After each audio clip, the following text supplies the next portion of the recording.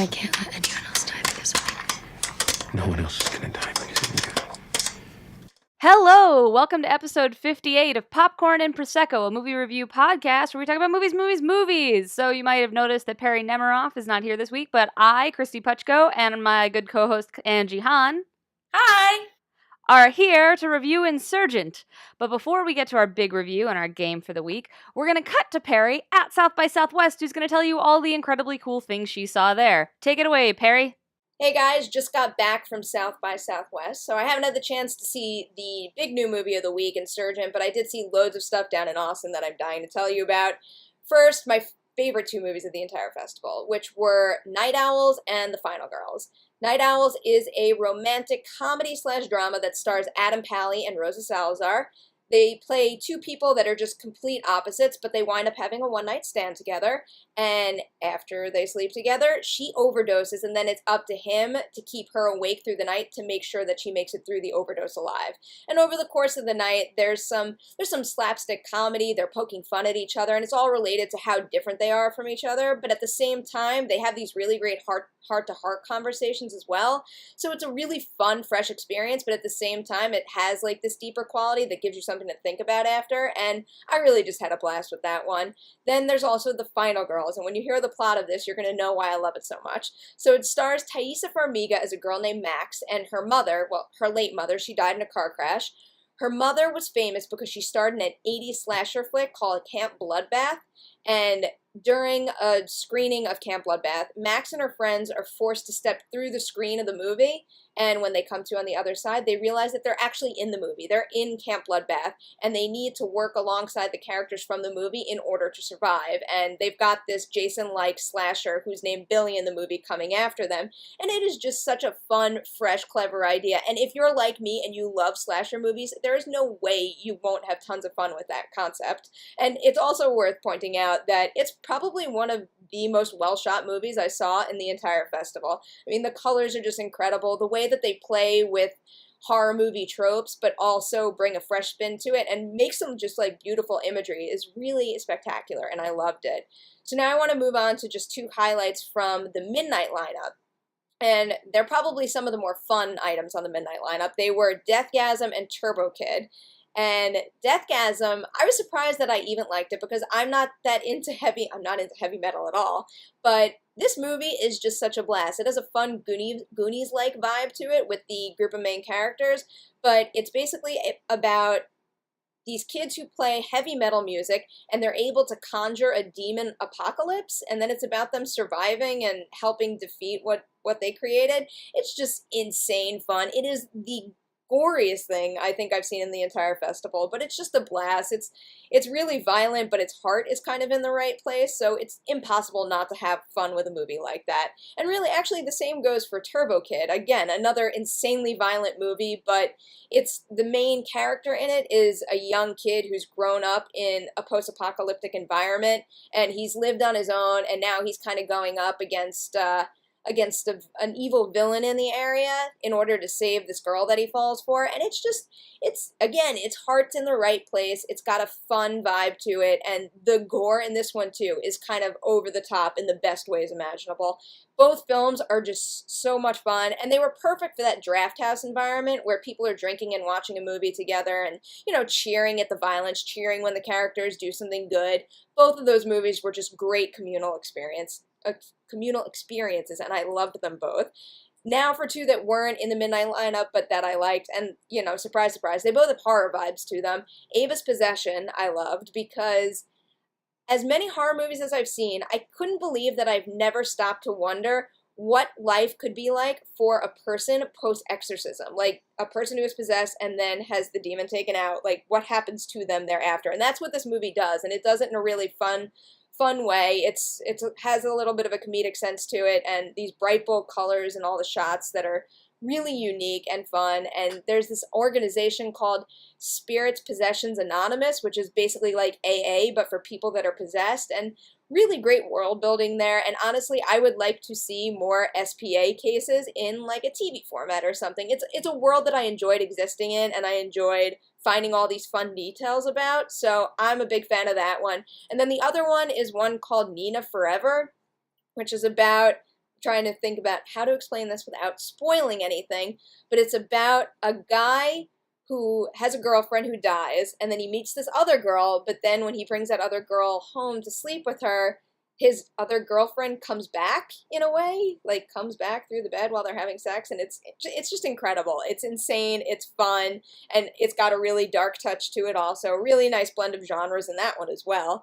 But I think that's all I have time to talk about. But there are so many other movies well worth discovering, and if you want to know some of the studio films I saw while I was there, I think of the bunch, Trainwreck, Furious 7, and Spy were the best. Not really into Get Hard, but we'll talk about that in a future episode. But South by Southwest was yet another blast, and I can't wait for next year.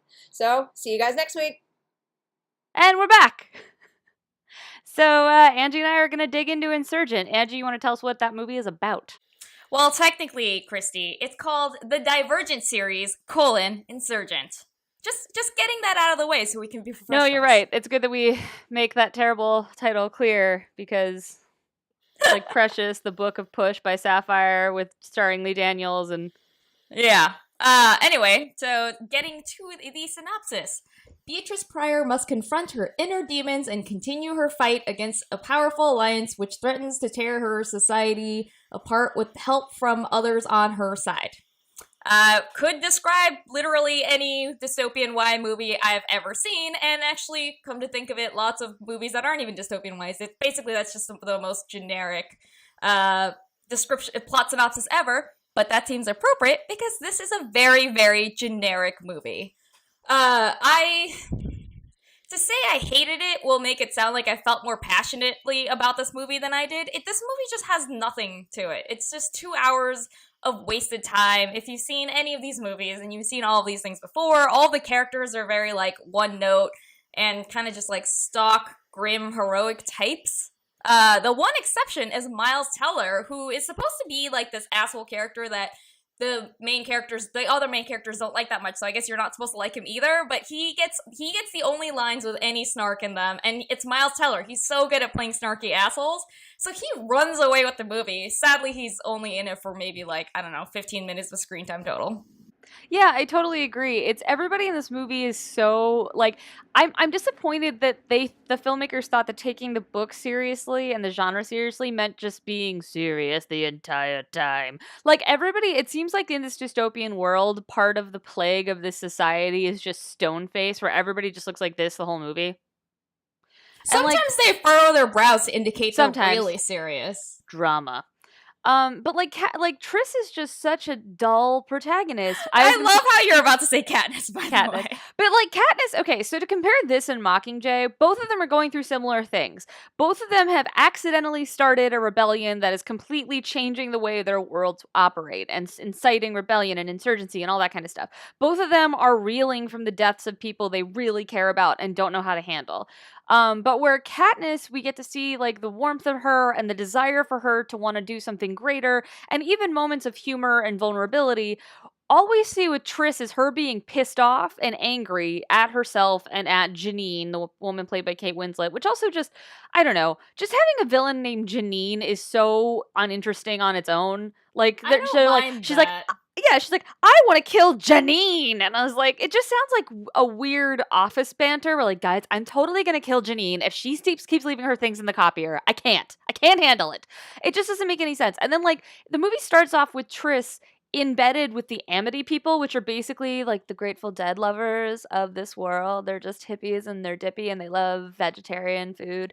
And they give her food and she's such a bitch about it. Like, it's just so hard to get on her side because you're like, look, I know you've been through it, but there's no reason to be rude to all these people. Like, shine it on, smile politely, and sit down and eat your corn. It's going to be fine.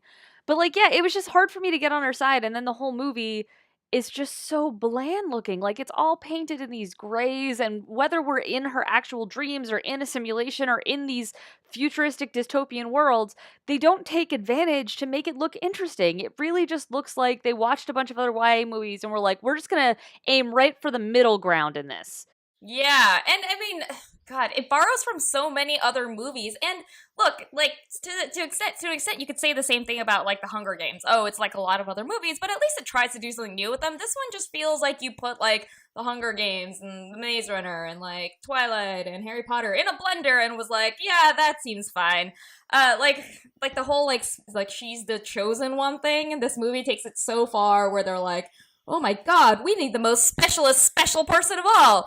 I'm so shocked it's the protagonist. And you're just like... And they literally keep saying that. Like, Janine's like, I'm so surprised it's you. I was like, are you? Really? Because, like, she is what started the entire goddamn plot of this movie. So why are we surprised? Like, it's just, and, like, the simulations themselves are wildly uninteresting this time. Like, there's one where Trish has to rescue her mother that was kind of interesting, but then it goes on for a really long time, and I was like, this is getting tedious. And also the fact that you know it's just a simulation makes, like, lessens the drama a bit. And then take it to another level. In the first movie where she sits in a chair, and then they full body throw you into the world of the simulation, in this... They suspend her from wires so she looks like some sort of weird puppet, and she's like floating and miming, jumping over walls and stuff, and they keep cutting back to her, and I'm like, this looks so ridiculous. Like, it kept taking me out of her drama to just be like, she looks like a zero gravity mime. Yeah, I mean, the simulations, I feel like there's a way that you could have them have emotional weight, because there are lots of movies we watch where characters are just kind of thinking things or imagining things, but it's really significant. It doesn't work in this movie because you don't give a shit about her or any of the people in her simulations. There's just no attempts made to make it emotionally resonant. And there's one scene that could have been really interesting where she is given a truth serum and she's afraid to take it because she's afraid it's going to make her say something that... A shameful secret she has, which if you've seen the first movie, you know what it is. I guess I'm just going to say it. Screw it. You know what it is. She killed that guy that she was friends with, Will. And she's afraid that she's going to let this out. And this could have been a really interesting moment. But instead, they basically shoot her with a serum, and then she stands like this, and she just keeps going like, I don't want to say it. And it's shot in a wide, which just makes it all the more ridiculous, because it's just a girl standing in front of a bunch of people crying and confessing stuff. Like, reality TV knows how to make talking head interviews more interesting and more dramatic. And, like, you're in this dystopian world where people can, like, create simulations and all this stuff. Why not have done that and given her a really surrealistic landscape that deals with her trauma and deals with her grief and sucks us into this interesting world? Like, there have been some bad movies out this year, like Jupiter Ascending, we thought was pretty goofy, but you know what? At least it built a world. Like, Jupiter Ascending had flavor and personality. Like, Jupiter Ascending was like, we're gonna be batshit crazy and make no sense, but we're our own thing. This is not worthy of being discussed in the same sentence. This is generic I'm saying, nonsense. like, Jupiter Ascending's not good, but at least there's a world that we enjoyed spending time in. Like, God, the world of Insurgent is such a goddamn downer. Yeah, and also it just makes no sense. Like, the whole faction thing makes no sense. Like, the way this society works makes no sense. And I get that it's supposed to be, like, a metaphor for when you're a teenager and you're deciding, like, which teen clique am I going to be in? So you've got, like, the hippies, you've got, like, the goth kids, you've got, like, the punk kids. Like, I get that. But, like, just as a way to build an entire society that's made up of also adults, it makes no sense. And the fact that, like, oh, she's so special because she can fit into more than one clique. You're just like, what?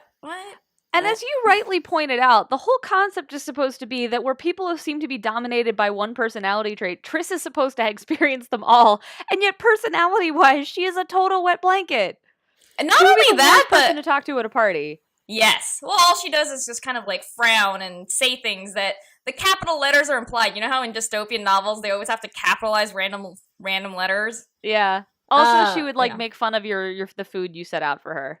Be like, I made a cheese spread. Ugh, is it organic? I eat mud. Which is a shame because honestly, Shailene Woodley is an actress that I usually find really likable and charismatic. I've liked her in pretty much everything else I've seen her in. Even in the first Divergent, she actually kind of made me hate it less because I liked her. In this one, though, she's got less to do. She's got less personality. She's very, like, grim and, like you said, a wet blanket.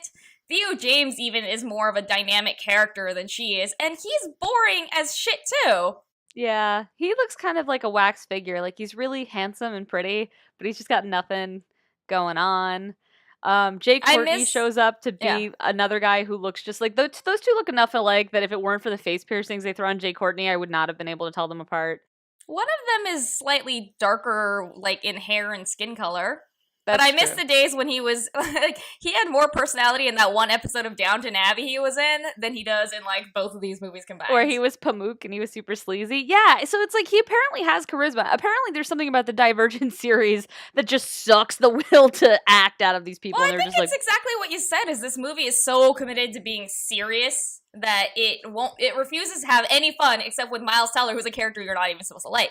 However, as you pointed out, there's a way to be serious and still have personality, which would make this a richer experience where I don't actually care. But And another thing that makes the casting of this kind of uncomfortable is that... I know what you're going to say. Yeah, like, so Shailene Woodley has, within the past 2 years, co-starred with Ansel Elgort, who plays her brother in this, Miles Teller. Theo James, and Miles Teller in The Spectacular Now. She has on-screen lost her virginity to the 3 guys she spends all the time with in the movie.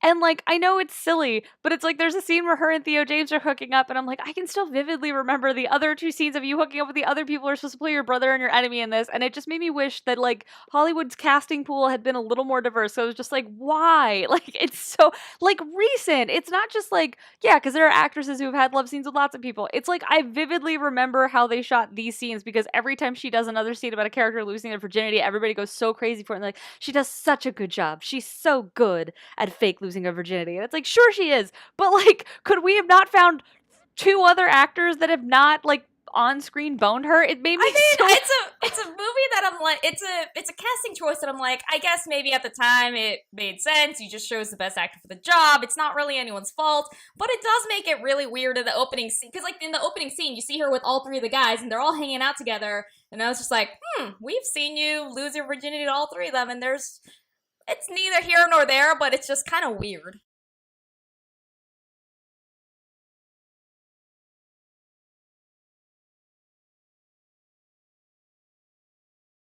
I actually remember when they were casting The Fault, or I forget which one they cast first, but I remember fans were actually really upset because Ansel Elgort and Shailene Woodley were brother and sister in one, and lovers in the other. I remember fans were like actually really angry about it, and the filmmakers rightly pointed out, like, get over it, it's movie casting. Sure. But I feel like maybe the fact that this movie doesn't really give us any other reason to care about either of those characters, and the fact that then they throw in 2 other guys that she's also lost her virginity to on screen, just makes it like, that's... And also just that, especially with Fault in Our Stars, she basically has the same haircut as that movie, except that it's grown out a little bit, and it's a really bad haircut at this point. Like, it's not cute. I'm all for girls with short hair, clearly, but it's not a good look. It's not one, like... Sorry, my phone is super loud. I don't know if you can hear that. It's not one where like Katniss affects fashion that even when Katniss is like wearing like a sweater and angry dirty pants, she still looks amazingly cool. And like Shailene Woodley, that was another thing they failed on Triss. Like, Triss never looks cool. That fucking weird zip-up leather vest is like the dowdiest that she's looked, even though it's supposed to be sexy. But we should move into spoilers, because I do want to talk about the ending of this movie a little bit. Yes, I want you to start. Yeah. So spoilers. Spoilers. The ending of this movie makes no sense. This is a movie that thinks that just piling on more information is the same thing as explaining things. So basically, it turns out, the whole movie is about her trying to like unlock this box that's gonna have a message from the people that founded this like stupid society.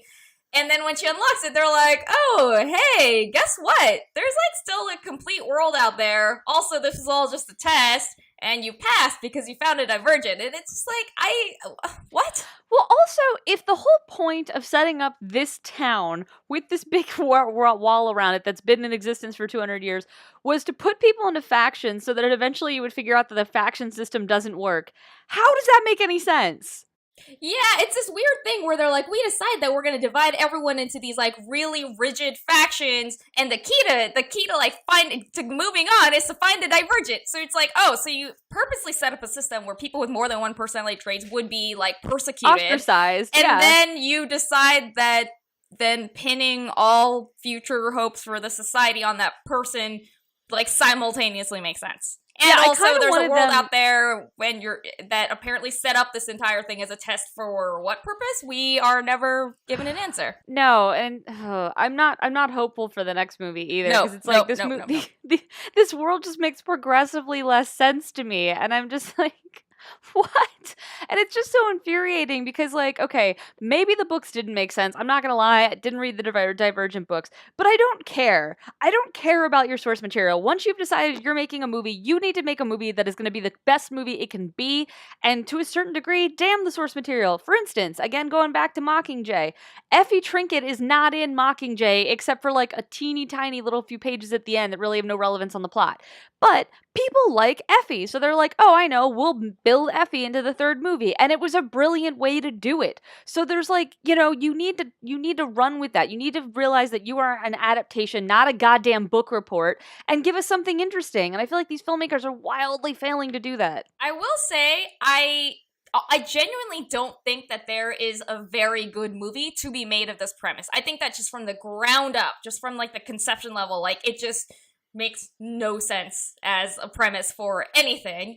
I do think that they could have made a better movie than the one they delivered, but I don't know. At this point, I'm just like, just fucking go on with it so we can get it over with. Yeah, can we just be done now? Yeah, like I They mean, this will split make enough the- money that they'll make another one. Yeah. I don't know. I gotta say, the best thing for me about Insurgent was just that they had an event where Perri and I got to go and take goofy photos. We'll put these up and you guys can see them. Yeah, But, you guys talked about it on a past episode. We did talk about it. I don't think we showed the photos though. Perri was trying to look like she's catching Leo James, but it looks like he's shooting her in the face. And I was trying to look like I was falling, but it looks more like I'm being abducted. But we got a bunch of them. They all turned out real weird. So we'll post those and you can enjoy those. Because sure, that's the best thing about Insurgent. Yeah, I mean, I guess if you like the books, then maybe you will be able to not have a problem with this. I but actually heard that it diverges from the source material. I haven't read it, so I don't know in what specific ways, but people have been saying it's less faithful than the last movie was. Interesting. We thought about having someone on here who had actually read the books, but they also didn't like the movie, and we're basically just like, it doesn't matter that they're this is not relevant to the discussion. So we're like, okay, so we took our word for it. But So yeah, in sum, no. I mean, if you love Divergent and you're like, I can't wait to see where it goes, then obviously watch this movie. Everyone else, just don't bother. Even if you were like, I guess the first one was okay, like, this is not an improvement. there are just so many things you could be doing with your life instead of this. I would just highly recommend, watching so many movies instead. I would even say, like, Jupiter Ascending is better than this. Fuck, I'd say Project Almanac is better than this, and I did not like Project Almanac at all. Project Almanac is shorter. Shorter. Right? It is shorter. Yeah. You could watch Project Almanac and, do some sit-ups or play, I don't know, what's this game? Patty cakes? Yeah. Alright, I think this review has officially gone off the rails and we can move on now. Now that patty cakes are coming into the mix. Why is that where I went? All right, we're gonna move on to the game section because why not? So last week's game was because of the Ghostbusters news that there's going to be Ghostbusters, which is going to be a girl-fronted movie or a female-fronted movie, and also some other Ghostbusters movie about dudes. We asked you what would be a good name for the dude-centered Ghostbuster movie, and our favorite answer came from our friend Kate Erbland at Kate Erbland. She wrote, "I still think the girl-themed one should be called Ballbusters." Winky emoji. And, yeah, we like that. So. Technically she did not answer a question, but that one was so, I don't know, that one captured my heart anyway. It spoke to us. Yeah. So, yeah, you don't even really have to answer our question. Just tweet at us things we like and we'll read them because it's our show and we do what we want. So this week's question was based on a weird trip I had to the grocery store where I made this image for blue velvet cake. Sure. So we've asked, what we want to know is what movie-themed product would you like to see on store shelves? So tweet at us at Popcorn Prosecco and let us know. And if you come up with the best answer, we'll put you on next week's show. So yeah, that's everything. We did it. Next week, Perri will finally be back from South by Southwest and we will celebrate by getting silly. Yeah, you can find us on iTunes and on YouTube and on Twitter at Popcorn Prosecco, and we're on Facebook. And come and find us and subscribe and review things and tell your friends. And you can find me on the internet at Kristy Puchko, KRISUIPUCHKO, and my career highlights can be found at decadentcriminals.com. Angie? You can find me on Twitter at AJHan, AJHAN, my writing is on slashfilm.com. And you can find Perri at P. Nemiroff and at Collider.com. So thanks for joining us. We'll see you next week. Hey, look, a rainbow. It's pretty.